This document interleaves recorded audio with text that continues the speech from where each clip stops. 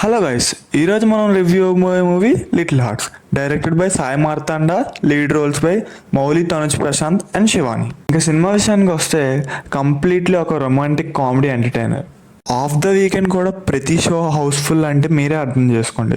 Literally నవ్వుతూనే ఉంటారు cinema మొత్తం.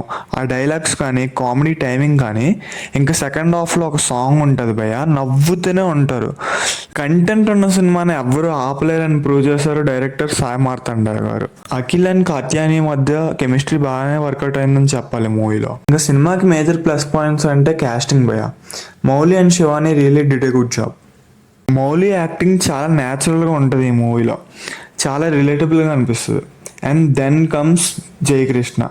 పర్సనలీ నా ఒపీనియన్ చెప్పాలంటే జయకృష్ణ కానీ లేకపోతే మూవీకి 50% సెట్బ్యాక్ వచ్చేది. His timing was on point. కొన్ని సీన్స్లో అయితే అందరినీ డామినేట్ చేస్తాడు.